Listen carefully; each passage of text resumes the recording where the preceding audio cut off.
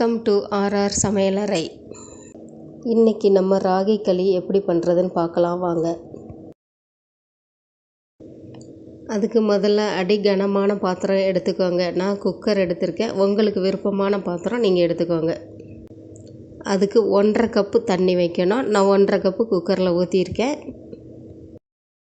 நான் 1 கப்பு சாதம் எடுத்திருக்கேன். இந்த சாதம் உப்பு போட்டது, அதனால் களியில் நான் உப்பு சேர்க்கலை. தண்ணி கொதித்ததும் இந்த சாதத்தை போட்டு கொதிக்க விடுங்க. நல்லா கொதித்ததும் 1 கப் ராகி மாவை அதில் கொட்டிடுங்க.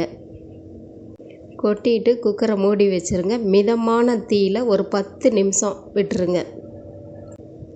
பின்ன எடுத்து ஒரு குச்சி இல்லை ஒரு கொம்பு ஏதோ ஒன்று வச்சு நல்லா கிளறுங்க. கிளறி முடித்ததும் 1/2 கப்பு சுடுதண்ணி ஊற்றி குக்கரை மூடி போட்டு திருப்பி 8 நிமிஷம் லோ ஃப்ளேமில் வேக விடுங்க.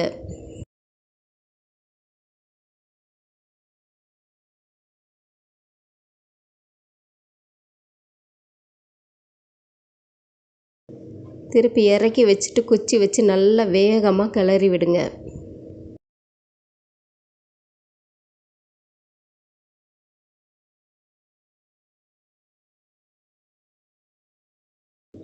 கிளறி முடித்ததும் ஒரு பவுல் எடுத்துக்கோங்க. அந்த பவுலை ஈரம் பண்ணிவிட்டு 2 கரண்டி ராகி களி போட்டு 2 உருட்டி உருண்டை பிடிச்சிங்கன்னா ராகி களி ரெடி.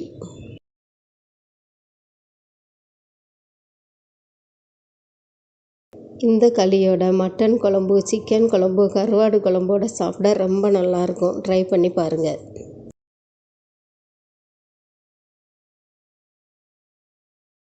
இந்த வீடியோ உங்களுக்கு பிடிச்சிருந்தால் லைக் பண்ணுங்கள், ஷேர் பண்ணுங்கள், சப்ஸ்கிரைப் பண்ணுங்கள். தேங்க்யூ.